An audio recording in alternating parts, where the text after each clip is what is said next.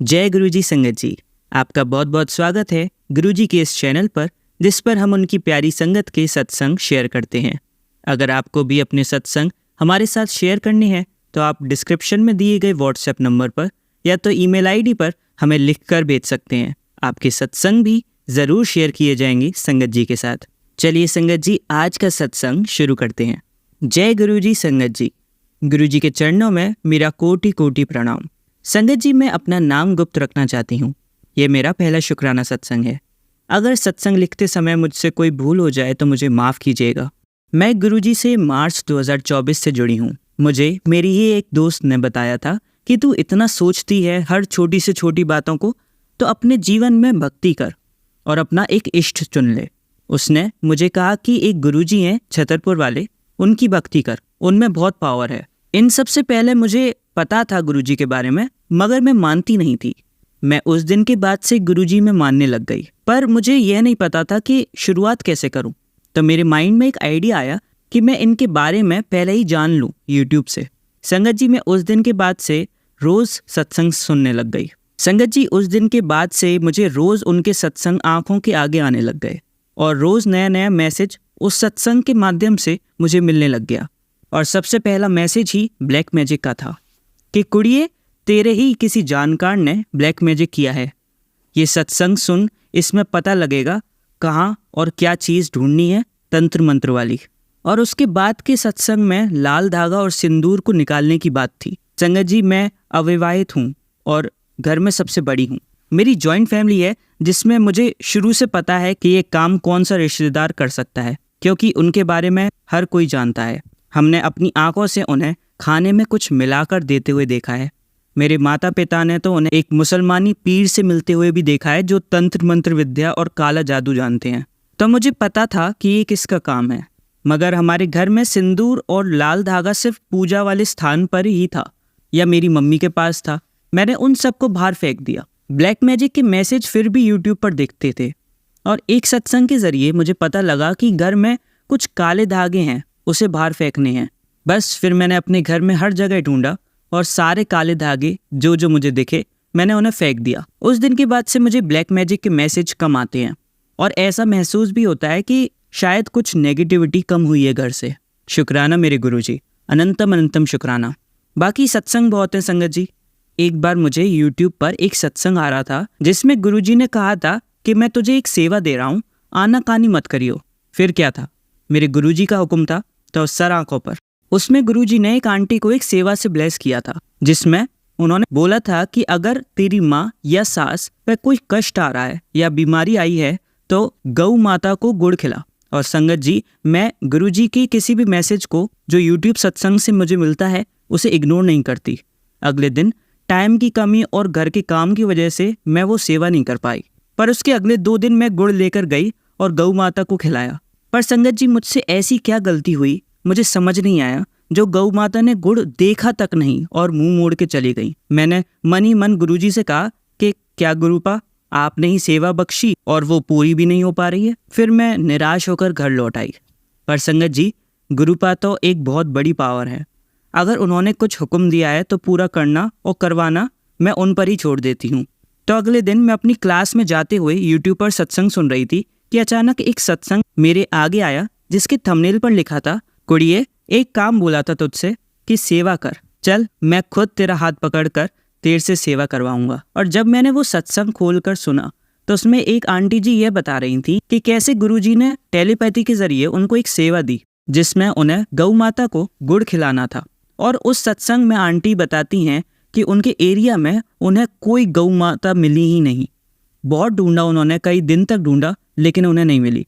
फिर एक दिन अचानक से एक गौ माता मिली, जिनको गुड़ खिलाने के बाद उस सेवा को आंटी जी ने पूरा किया और उसके कुछ ही दिन बाद उनकी सासू माँ की बीमारी ठीक हो गई। संगत जी, मैं बताना चाहूंगी कि उसी दिन सुबह की बात मेरी मम्मी मुझे बताती हैं कि 1-2 दिन से उनके शरीर में बहुत दर्द हो रहा है और बुखार भी आया है उस दिन। उसके बाद संगत जी, मैंने सोचा कि शाम को आज फिर मैं एक बार गुरुजी की ये सेवा गुड़ वाली पूरी करने जाऊंगी और जब तक गौ माता की ये सेवा पूरी न कर लूं तब तक हार नहीं मानूंगी।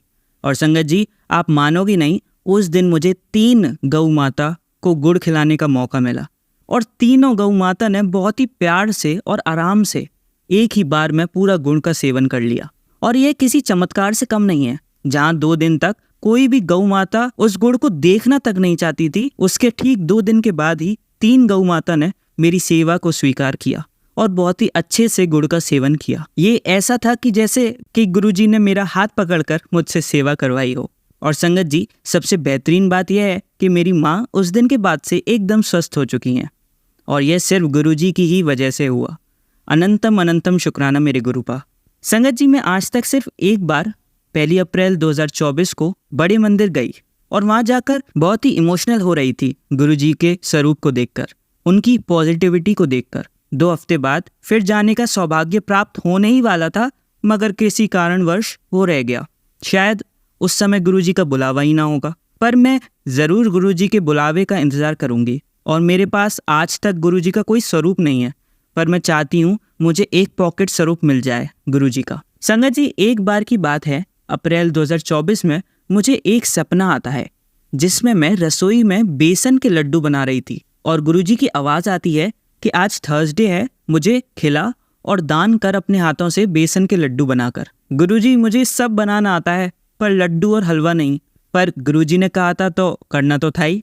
बस संगत जी, मैं अपनी माँ और YouTube की मदद से पहली बार बेसन के लड्डू बनाया। वो तो हलवे जैसा कुछ बन गया। मैंने सोचा नहीं, अच्छे से दोबारा एक बार और प्रयास करूँगी और फिर बनाऊँगी। पर इस बार के लिए मैंने अपने मोबाइल में गुरुजी का स्वरूप खोला और उनको भोग लगाया और उसके बाद वो सारे लड्डू बांट दिए। पता नहीं गुरुजी ने कौन सा कष्ट काटा मेरा इससे, लेकिन उस दिन के बाद से नकारात्मकता जैसे जीवन से जाती जा रही थी। शुक्राना मेरे गुरुपा, अनंतम अनंतम शुक्राना।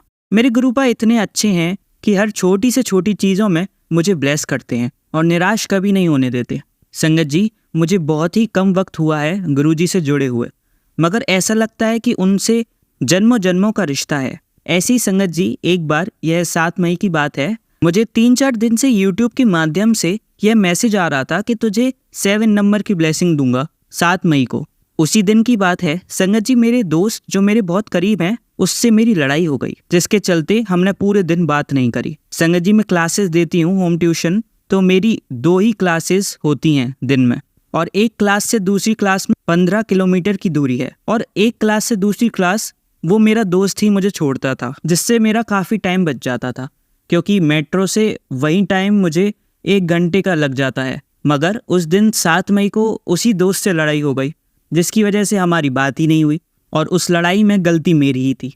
पर संगत जी, घर से निकलते वक्त मैंने गुरुजी को अरदास लगाई कि आज आप मेरे साथ चलोगे और मुझे लेट होने से बचाओगे और लड़ाई के चलते मेरे दुखी मन का सहारा आप ही हो मेरे गुरुपा। संगत जी, पहली क्लास से निकलते ही जहाँ दूर दूर तक मेट्रो स्टेशन पहुँचने के लिए एक रिक्शा नहीं मिलता, उस दिन क्लास से निकलते ही बाहर एक रिक्शा खड़ा था और मेरे निकलते ही भैया ने आवाज़ दी, कहाँ जाओगी मैडम? जैसे वह रिक्शा गुरुजी ने भेजा हो, मैं जल्दी से उसमें बैठ गई और संगत जी, जैसे रिक्शा अपनी सवारियां पूरी करके चल, उस दिन उस रिक्शे ने किसी का इंतज़ार नहीं किया और वो सीधा मेट्रो स्टेशन के लिए चल दिया।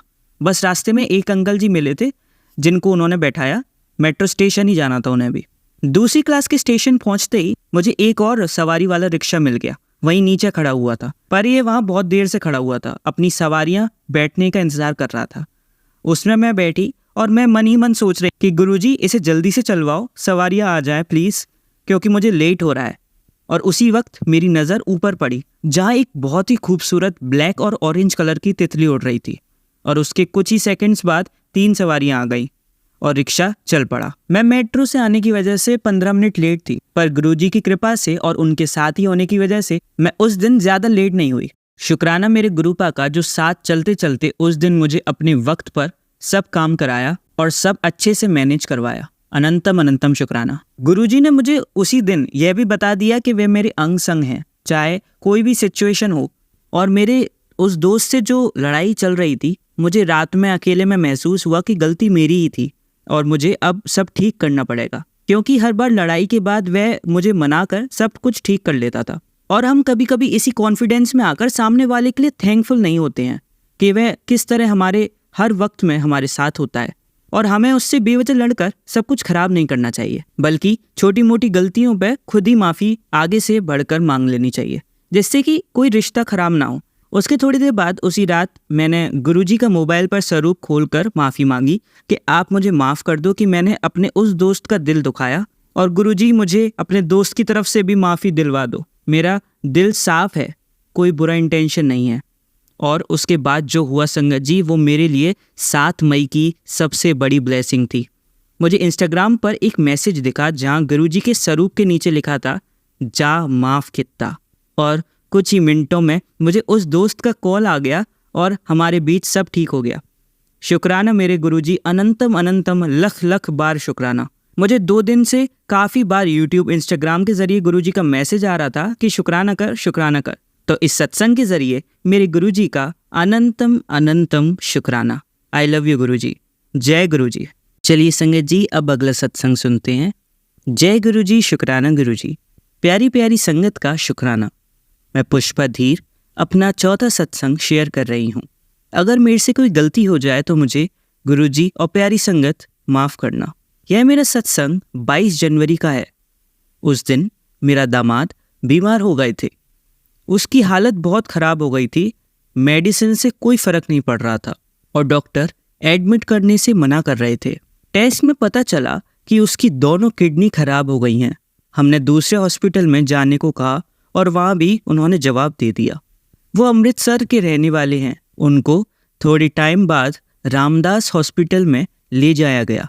उन्होंने यही कहा कि कंडीशन ख़राब है, हम अपनी तरफ से पूरी कोशिश करेंगे, और उन्हें वेंटिलेटर पर रखा गया। जब मुझे पता चला, मैं उनके पास गई तो उनकी हालत बहुत ज़्यादा ख़राब थी और एक डॉक्टर आया। उसने कहा कि इनको घर ले जाओ, इनका बचना बहुत मुश्किल है।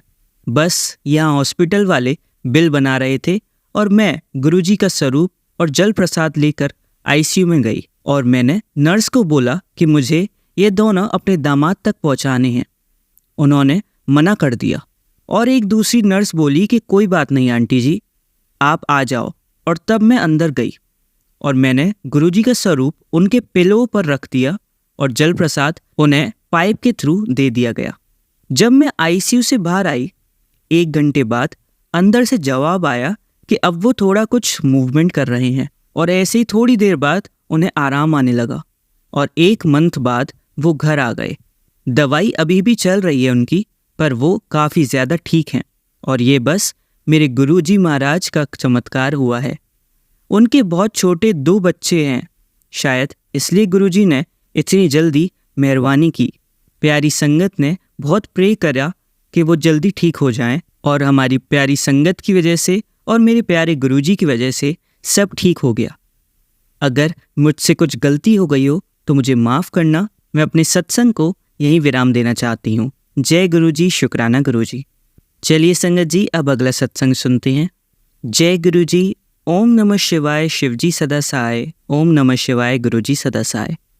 संगत जी, अगर सत्संग शेयर करते हुए कोई भूल हो जाए तो आप प्यारी संगत जी और गुरुजी मिलकर मुझे माफ़ करना।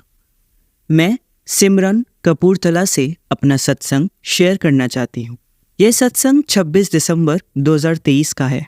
गुरुजी ने मुझे उस दिन एक बच्ची के रूप में आशीर्वाद दिया। उस दिन मेरी बेटी की हालत बहुत गंभीर थी। उसे उसी समय NICU में शिफ्ट किया गया। उसका ऑक्सीजन लेवल बिल्कुल नहीं था और वह मशीन से ही 51% ऑक्सीजन ले पा रही थी। घर वालों ने मुझे नहीं बताया क्योंकि वह बहुत मुश्किल से हुई थी। उस समय मेरे ससुराल वालों ने मुझे नहीं बताया, पर अगले दिन मेरी माँ ने मुझे रोते हुए कहा कि बेटी की हालत बहुत नाजुक है। नर्स ने उनसे कहा था कि अब बस प्रार्थना ही उसे बचा सकती है। हमने अपनी तरफ से पूरी कोशिश करी, लेकिन कुछ फ़र्क नहीं पड़ा। तीसरे दिन मुझे अस्पताल से छुट्टी मिल गई, पर मेरी बेटी को वहीं रखा गया और उसे वेंटिलेटर पर शिफ्ट कर दिया गया। उस दिन मैं पहली बार उसे दूध पिलाने गई, लेकिन उससे पहले सुबह मेरी माँ बेटी के पास गई और वहाँ नर्स से गुरुजी का स्वरूप रखने के लिए कहा, पर उन्होंने साफ मना कर दिया कि यहाँ पर अलाउड नहीं है।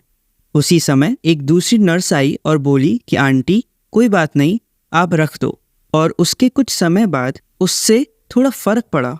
मैंने अपनी बेटी को पहली बार देखा और उसे अपनी फीड के साथ मिलाकर जल प्रसाद दिया और उसके कुछ समय बाद उसकी मुंह से पाइप के जरिए पेट से खून आने लगा और उसकी डॉक्टर भी 4 दिन के लिए छुट्टी पर थी। बाकी डॉक्टरों ने उस दिन अर्जेंट हमें दूसरे अस्पताल रेफ़र करने को कहा।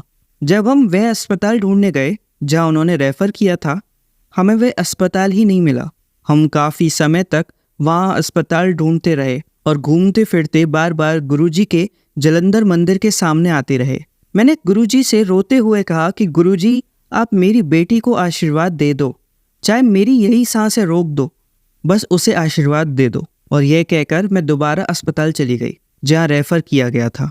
31 दिसंबर की रात वहाँ सभी नया साल मना रहे थे, पर मैं और मेरी माँ वहाँ अस्पताल के बाहर रो रहे थे।